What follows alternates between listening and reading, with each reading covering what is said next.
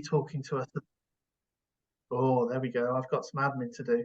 Just to let you know that this is being recorded. We're planning to share this. So if you don't want to be seen on camera, please do take your video off. And if you can remain on mute, that would be great.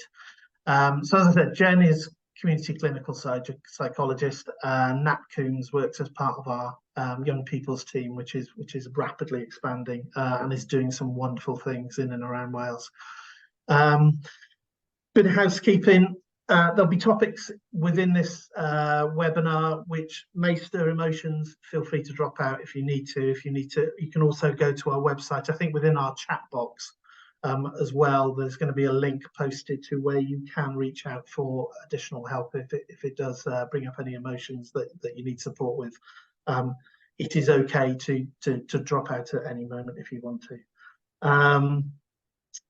And I've told you that it's being recorded. There's going to be an opportunity for questions. If you want to ask any questions, drop them in the chat box or make any comments. Drop them in the chat box. We're going to pick them up after the presentations from Jen and Nat. And Nat's colleague, Bex Roots, is joining us as well. We're very lucky. Then we'll pick those up at the end of the two presentations, and we'll be able to share any comments and answer any questions there. I think that is all from me. As I say, this is the first of a monthly series of webinars, so do feel free to sign up, come to other webinars. We'll be posting them on our website regularly. Before I hand over to Jen, it's probably worth, to those that don't know the work of Platform, we've got a fairly mixed and broad, eclectic range of people joining us this afternoon. It's probably worth just going over who Platform are. So as I said previously, Platform have been operating as a charity for well over 30 years, previously called GoVal, and then around about 2018, 2019, had a change of names to Platform. And the vision across Platform is sustainable well-being for all. And by sustainable, we mean long-lasting, and well-being meaning a sense of purpose, optimism, hope, agency, and direction. And by saying us, our community, who we work with, and the wider human and non-human communities. And the mission is to be a platform for connection, transformation, and social change. We aim to change the narrative around mental health and create meaningful support for those that need it. And that circle graphic that you can see just to the right of the slide, that really explains quite nicely the diversity of projects that we're involved in. So we've got projects and services, over 120 different projects across Wales, from crisis housing support services, employment services, dementia projects, and as well as that, we have a huge number of young people's projects, which I'm not going to spoil Nat's thunder and talk to you about that. We also are involved in a lot of campaigning work. If you haven't read our manifesto, then please feel free to drop in the chat that you'd like to receive a copy of the manifesto, and we can send that over. That is a call to action of government to listen to the work that Platform has been involved in over the last 30 years in communities, and to change that narrative, and really brings what we call the trauma-informed perspective into what we believe is the right way of dealing with mental health. And then well-being has been running since January of this year, and is a project that I work on, which is bringing organisational well-being training and also talking therapy services to bring a holistic approach to organisations, and again aims to change that narrative of mental health and how organisations can better support their communities, because organisations are working communities, and what we can do to make a positive effect in such a challenging time. That's all from me. My name's Pete. What I'm going to do now is hand over to Jen, who will address the topic, which explores the link between poverty and children's mental health, which I know we're all really interested in. Thank you for your time. Over to you, Jen. Brilliant. Thank you, Pete. Thank you for that introduction as well. So I'm going to talk us through quickly Very, very quickly, I'm told to keep to time, the links between the impact of poverty and children's mental health, to make sure I save time for Nat so she can share with you her bits, and then we can get to some questions. So that brief bit of context is really, really important, because we're going to come at this from a trauma-informed and relational understanding of what we mean by mental health. So at its simplest then, when we're talking about mental health, when we looked at all the literature, we looked at all the research, and we pulled it all together to try and make sense of things at Platform, what we came back with is, at its simplest, because there's a lot of complexity here, mental health is about nervous system regulation and connection to ourselves, others, and the world.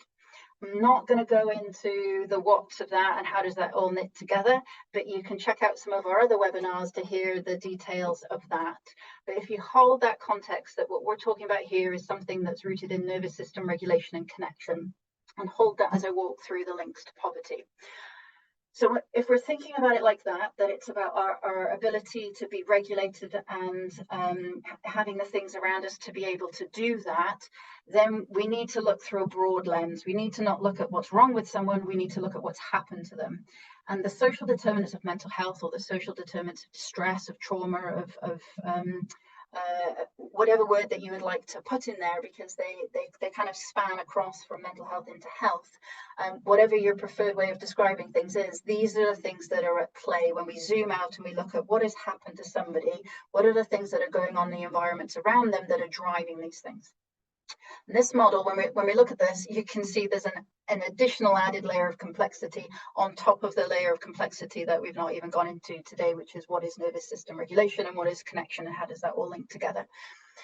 So when we look at this model, what we're looking at, if we want to understand how poverty impacts on children's mental health, we have to understand how that broader social context, socio-economic, political context fits together into the picture. One way of articulating it is this. So we've got public policy and social norms, and they create, or when they create, unfair opportunity for distribution, when they create unfairness across the system, and have an impact on these things, childhood maltreatment, discrimination, bad healthcare, poverty, poor diet, housing, employment, education, when they have an impact on those things, which you may be familiar as the social determinants of health, which are written into our Wellbeing of Future Generations Act here in Wales, when they impact on those things and they play out through this myriad of different systems, what they lead to is reduced choice. So it's not that people are making bad choices, it's they don't have a good set of circumstances to make good choices from in the first place. They have reduced choices. Alongside that, there's an increase in what's called here behavioural risk-taking, but you might want to think of that as risky responses, or responses that we would perceive as risky. And a lot that's be like things like gambling more and thinking short-term, which I'll come on to in a little bit. There's a link to physical stress. There's a stress that's put on the body. That's your adverse childhood experiences, literature and understanding there, alongside a psychological stress. And the psychological stress isn't always articulated beyond that in these models, which would be something we'd cover in that first part, in understanding of interpretation of what mental health is. But what the things we're talking about there are not having access to agency, security, connection, meaning, and trust, but having circumstances that are full of shame, humiliation, isolation, loneliness, fear, and feeling powerlessness. And when you merge these things all together, what you get, but it's not correlated, as in one particular thing happens and it has a set impact has a set impact, because you can see these things will interact in their very different complex ways, but what you have in the sum is a situation that leads to poor mental health. In summary, in all that complexity, we can look at it like this. Your postcode is more important to your mental health than your genetics code. And what we've seen develop in the literature, which I think feels common sense often, but the literature is there to support it, is that there's this really toxic, vicious cycle that starts to play out. So when you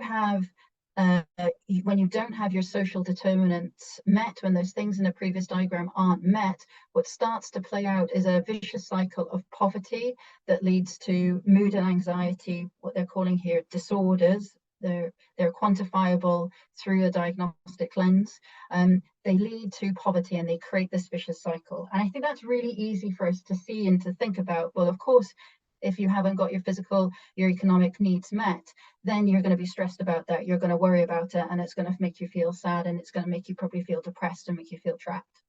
But what's missing from this narrative is that this is not just about anxiety and depression. We can see this correlation occurring across the span. And so there's a link between poverty and poor mental health that sits not just in the diagnoses of anxiety and depression, but sits across the spectrum of diagnoses. So traumatic experiences in childhood are frequently reported by people with a diagnosis of a myriad of mental illness. So researchers found that 85% of people with a diagnosis of schizophrenia have adverse childhood experiences, and they're usually of quite a traumatic nature, but not always.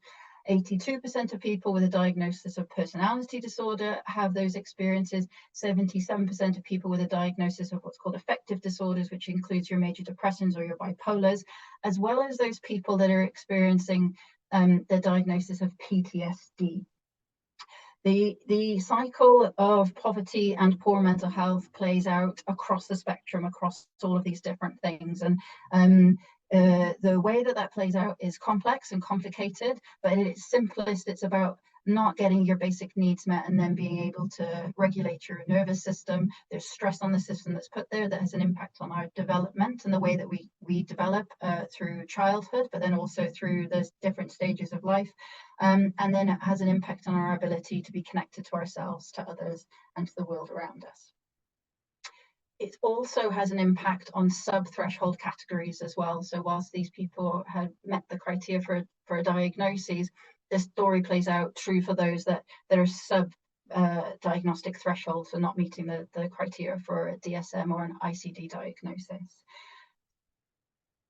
And what's going on there then is that if we think about mental health is about nervous system dysregulation, and we think about right from the go, children aren't able to get that. They're not able to get that because the context around them, both the parental context and their community context, is not providing the conditions for them to be able to do that.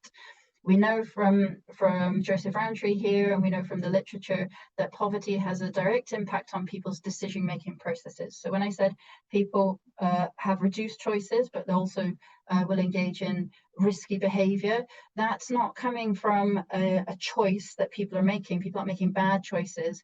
The body goes into a survival mode when it's in threat state, and looks to protect the individual by making short-term decisions and protecting the person in the short term, and can't think about the long term. It's not a decision that somebody's making, it's a process that the body goes through when the threat response is activated. And alongside these different things that are happening at the body-based level, what also happens then for children is that if there is too much stress in the environment around them, so we have the social contextual pressures that are placed on whatever the family makeup is here. So in this diagram, we've described a mother and a father, but whatever the dynamic is, and it'll be a higher load for single parent households.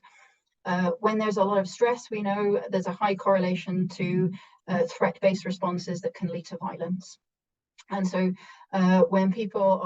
when children are living in situations of poverty, they're also more vulnerable to experiencing situations that will be what we describe as domestically violent. So that interparental conflict then becomes part of that broader context that child's living in, which creates parent-to-child problems in terms of attachment bonding, and be able to learn the skills for nervous system regulation and learn the skills for connection, which is then has a knock-on impact into the way children can integrate and make friends at school, but also, as you may be familiar, it has a knock-on consequences to later life outcomes, to education, but also health outcomes if we think about that adverse childhood experiences literature.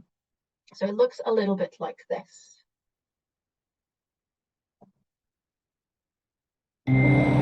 When a lorry carries too much weight, it can be overloaded to the point of breaking down. And when parents are burdened with stresses like poverty or lack of support, the weight of these problems can overload their mental and emotional capacity to take care of their children's needs. Over time, Carrying and managing heavy burdens puts a strain on people and can weaken their ability to care for their children. And when an especially large burden is loaded onto a person who is already overloaded, such as the loss of a job or a relationship ending, it can cause a breakdown in care. However, just as we can unload an overloaded lorry by bringing in other lorries or moving some things by train instead,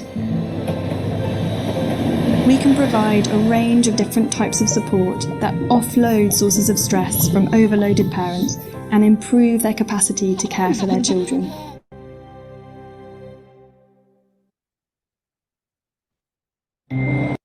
Oh, brilliant, it did move on.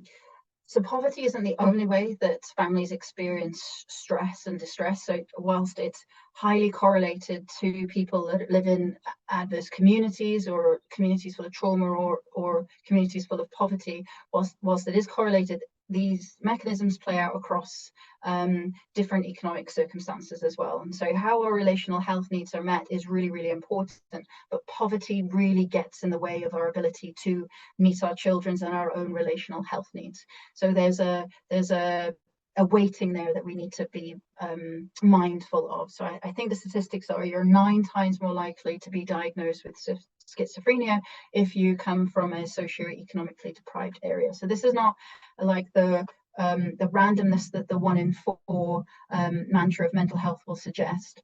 It's not about pot luck, it's correlated to your circumstances. So when we're struggling to get by, it creates stress, and it puts children at a greater risk of adversity and makes families more likely to live in places that are unsafe and more polluted. And this vicious cycle of them not being able to get out of meeting your needs starts to happen, and so poverty deepens, and then poor mental health starts to deepen as well. And in the UK, we're in a really difficult situation at the minute with this. So we've seen for a number of years that referrals to CAMHS have been increasing. We've seen numbers of levels of distress and anxiety in children increasing. We have some of the unhappiest children in Europe, and that's sitting alongside parents that are struggling. And we often talk about these in silos. We talk about the children are struggling over there, what's going on for the children, but we don't think about the context that we then are creating for families and we're creating for communities. And at the minute, this recent report of this year says that their parents are really struggling as well. So whilst we need to look at the families and we need to be getting it right for families, and we need to be thinking about whole family if we're going to protect children's mental health and ensure their well-being, we also need to be thinking about what's going on in our communities. This is the Adverse Communities Experiences framework that proportions community trauma across three levels. So you've got people, equitable opportunity, and place. So this is not like the sum of trauma, like you have lots of people with individual trauma and we put them together in a housing block, for example, and then there's adversity. This model suggests, and the evidence base supports, that when people don't have their needs met in their communities, it causes and has a contribution to individual experiences of trauma.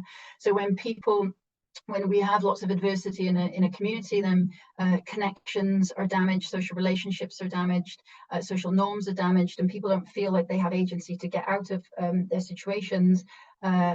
There's deteriorated environments and unhealthy spaces and crumbling environments. So people then aren't able to go and socialize and connect with each other because those places don't exist. When those places don't exist and people aren't able to access them because they feel scared about that, or they don't feel like they can trust each other, then there's a disinvestment in the area as well, because people aren't using things. But then also if an area gets a reputation, then people don't want to invest in it anyway. And this vicious cycle at the community level also starts to play out.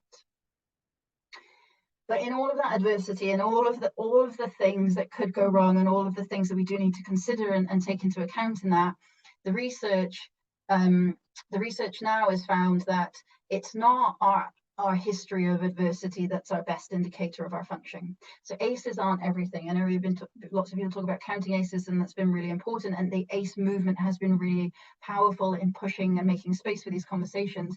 But the research has found that it's our current connectedness, followed by our history of connectedness, that's most important for our predicting how well we're doing, which means that relational health is the determining factor and a thing that we need to focus on. So with these ideas in mind, at Platform and in partnership with Save the Children, we've got a project where we've been looking at addressing the links and creating environments for people to thrive by not treating children individually in clinics, but going into their communities and thinking about all of these things holistically together. And this is a video that some of the kids from our project in Bettws helped us write to articulate what are the core things that we need in our environment that we need to get right if we're thinking about relational health, and we're focusing on doing that. What are the things that we need to do to have a positive impact?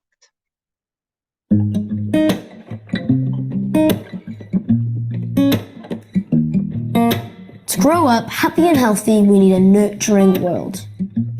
Just like the trees need sun and water, we need enough food, enough sleep, and a safe home. Trees also need the right soil and strong roots to grow. Our communities need this too. We need people to be there for us, and things to help us learn and grow before we can thrive. For a tree to grow in a forest, it needs others to be able to thrive around it. The relationships we have as we grow are important. We too grow our happiest and healthiest when we are surrounded by a resilient and connected community. We need these things in all the adults around us, not just our parents. Everyone in the community can help us grow and thrive, from the people who help us play and learn to the people who protect us. Adults need these things too. Difficult things happen, and feeling lost, upset, or out of control is normal. It doesn't make us broken.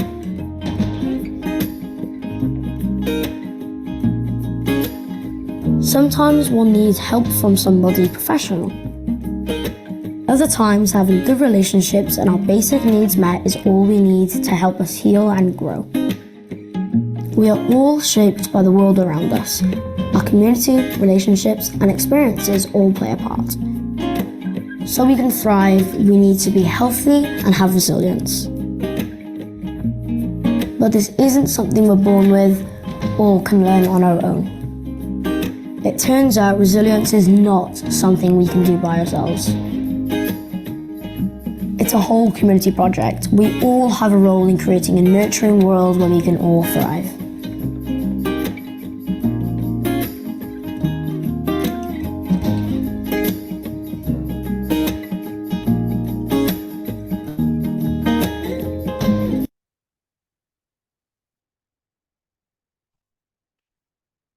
Sorry, just trying to click on.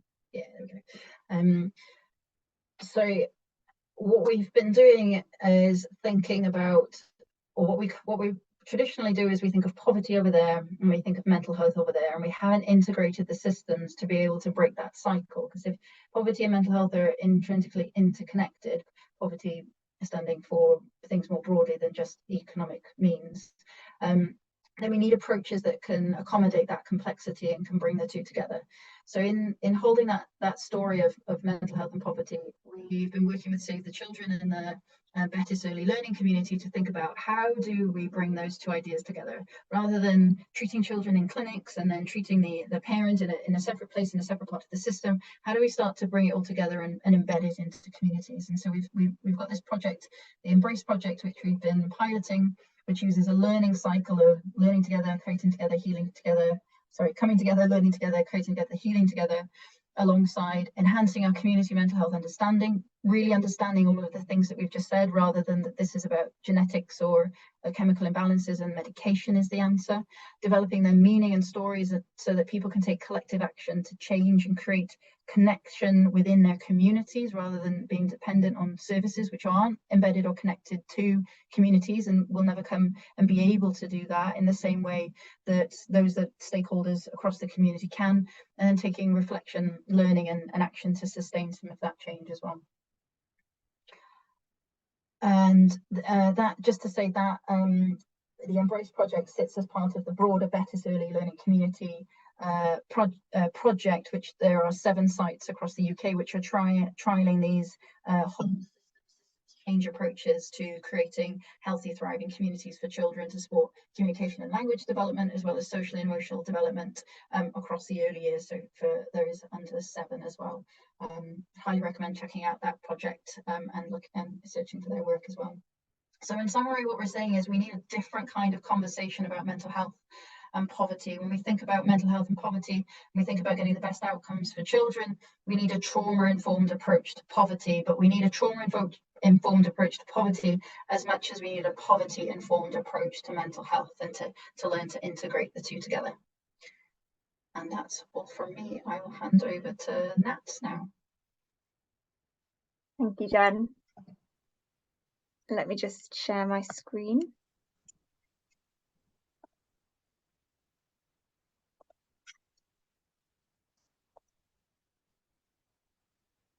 There we go, everyone should be able to see that. Hi everyone, really great to have you all here today. My name is Natalie Coombs and I manage Power Up, which is a very exciting project that comes under Platform's Young People's Projects. So what is the Power Up project? Power Up is a partnership project which is funded by the National Lottery Community Fund through their Mind Our Futures grant. The lead partners on the project are ourselves at Platform, and we also work with 9 other organisations, including statutory, third sector and educational bodies. The project's part of the lottery's Mind Our Future grant, which aims to put young people in the lead in terms of deciding what they want and what they need from mental health provision. And we work in Cardiff and the Vale of Glamorgan, working with young people aged between 10 and 25. So this is a visual representation of all of our partners. So as you can hopefully see from that list, we've got a really varied partnership with lots of different organisations bringing in lots of different expertise, and it's been really useful having all of these voices around the table when we've been designing our project. The project plan for Power Up, so it's funded for 5 years. Our first year was very special, so we've just finished our first year and just going into our second year now. So we've just completed our development phase, which is quite unusual for a project of this calibre, because usually, you have a service spec and you just go for it as soon as you start. Whereas with Power Up, the lottery really wanted to see that we were actively and mindfully engaging with young people to really hear their opinions on what they wanted from a new project. So going out and engaging and doing co-production with lots of different young people across Cardiff, lots of different backgrounds and identities, to make sure that what we were going to provide was really what they wanted. So as I said, we're just moving into our service delivery phase now. So we have just gone through the service design process for the project based entirely off what we've learned from young people in the past year. So it's really exciting. It's a completely co-produced project, and we feel like that will really secure its success. And then our year 5, which is our last year, is all around exit evaluation and really sharing our learning and reflecting on the project. So during our development year, we engaged with 750 young people across Cardiff and the Vale, which we were really proud of. We were exploring a number of different themes during our engagement work, including what wellbeing means to young people, their positive and negative experiences of existing services, what they wish others knew about mental health, so people from professionals to parents, to anyone really in their lives, what worries them about the world and what makes them hopeful for the future. So one of those themes that came out of what worries them about the future was poverty. And I'm going to now pass to my wonderful colleague, Bex Roots, who's our project peer researcher. Hi, thanks for that, Nat. So yeah, amongst the different findings that we found on sort of mental health and sort of experiences of young people. Sorry, the slide's just gone. There we are. Poverty was something that came up. So we found that young people are very aware of poverty and its effects, and that's sort of not based on their age. So we talked to children and young people aged 10 to 25, and we found that across that age span, they were all quite aware of it, and they recognise that poverty and financial difficulty contributes to wellbeing and mental health. So something that they were concerned about, and they wish that other people knew that families having enough money good hygiene and enough food affected children and young people's mental health and well-being. So yeah, if you go on the next slide, please. They also recognise that experiencing poverty can restrict the opportunities in mental health and well-being support that children and young people have access to. So it's not just something they experience, like singularity affects like all aspects of their life. They noted that with the lack of financial resources, the ability to travel to locations or afford food and activities would become challenging. And sort of even if they're trying to access therapy, they found that most of it is chargeable, and so if you try and access free therapy, that comes with a long waiting list. So there's sort of like a socio-economic divide as well, which doesn't help. Next slide, please. So we also asked young people, so if they had the power to change anything in the world, what would they do to make it a better place? And they had lots of different ideas, but ones that specifically sort of around solutions to poverty were improving access to good quality homes for young people and clamp down on rising rent costs, more support needed for people with low income but not low enough, free gyms and leisure centres for activities to do outside of school, free sanitary products to those who need them to address period poverty. They wanted to people stop classing 16-year-olds as adults for prices of things, and also equal pay for young people and adults, good minimum wage. And that is it from Power Up. Please get in touch if you'd like to hear any more about our project. I think we're now moving to a Q&A section, so I'll stop sharing my screen. Thanks, Nat, and thanks, Bex. It's really important to hear from both the evidence-based stuff, the background of the research that's going on, but also that on the ground and actual work happening out there in communities. And I know the young people's team are doing amazing things. So we do have an opportunity. I've just been told off by a message for not sharing my screen. One moment. This is where I work out if I can share my screen. Okay.